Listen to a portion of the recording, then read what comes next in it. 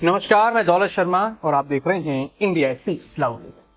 देश में लोकसभा चुनाव शुरू हो चुके हैं। 19 अप्रैल को पहले दौर का मतदान हो चुका है।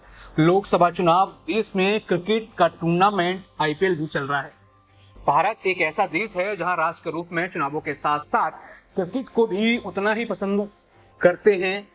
दोनों के बीच समानताएं भी की जा रही हैं। ऐसे में क्रिकेट के जरिए आज की राजनीति परिदृश्य को समझते हैं। वेस्टइंडीज के धाकड़ बल्लेबाज ब्रायन लारा ने टेस्ट क्रिकेट में सबसे अधिक 375 रन का रिकॉर्ड बनाया था। लारा को अपने ही 375 के रिकॉर्ड को पार करने और 400 रन बनाने का स्कोर इतिहास में दर्ज होने में 10 साल लग गए।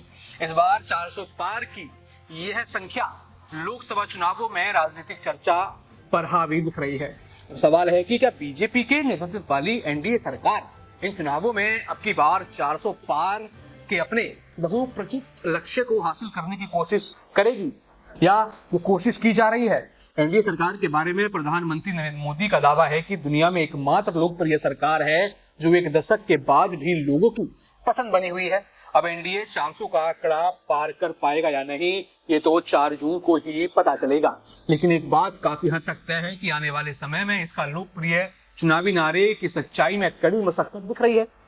इसके लिए एनडीए को दक्षिण भारत की 130 सीटों पर बेहतर प्रदर्शन करना होगा। संसद में अपनी सभी भारी संख्या के बावजूद पीएम मोदी के नेतृत्व वाला एनडीए गुट अभी भी दक्षिण में केवल टुकड़ों में मौजूद है। बीजेपी के पास दक्षिण भारत की 130 में से केवल 29 सीटें हैं। इनमें से अधिकांश कर्नाटक और कुछ तेलंगाना से आती हैं।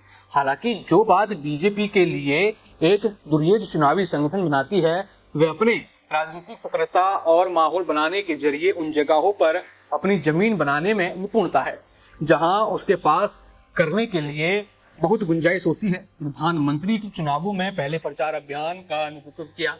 वर्ष की शुरुआत से मोदी ने 2 दर्जन से अधिक बार इस क्षेत्र का दौरा किया, वो भी अक्सर बहुत धूमधाम और प्रदर्शन के साथ। पीएम ने यहाँ विकास परियोजनाओं का उद्घाटन किया, एनडीए उम्मीदवारों के लिए रोड शो और रैलियां आयोजित की। इसके जवाब में विपक्षी दल प्रमुख कांग्रेस, बीआरएस और वामपंथियों ने चक्रव्यूह की तर्ज पर जोश के साथ अपना हमला तेज कर दिया। प्रधानमंत्री की गति को ध्यान रखते हुए बीजेपी के वरिष्ठ मंत्री भी लगातार दौरा कर रहे हैं। उन्होंने अपने उम्मीदवारों के लिए प्रचार किया। संसद के शीतकालीन सत्र के तुरंत बाद भाजपा ने दक्षिण में 84 निर्वाचन क्षेत्रों के लिए एक रोड मैप तैयार किया। उसने प्रदर्शन किया था। उसने उन्हें सबसे कमजोर कहा और उम्मीदवारों की संभावनाओं को बेहतर बनाने के लिए विस्तारकों को तैनात किया। कर्नाटक और उत्तर प्रदेश में 2017 के विधानसभा चुनावों के दौरान पैदल सैनिकों का पहली बार टेस्ट किया गया था। दक्षिण के अधिकांश बीजेपी उम्मीदवार भी मोदी की गारंटी के मुद्दे पर चल रहे हैं। यह प्रधानमंत्री के मजबूत नेतृत्व के बारे में अधिक है और खुद उम्मीदवारों के बारे में कम दिखाता है। उत्तर भारत में बढ़ते मतदान आधार के बावजूद बीजेपी ऐतिहासिक रूप से कभी भी तमिलनाडु में कोई महत्वपूर्ण पैठ नहीं बना पाई है। फैक्ट यह है कि पार्टी का वोट शेयर 5% से भी कम है। यह राज्य पर क्षेत्रीय पार्टियों के नियंत्रण को बताता है।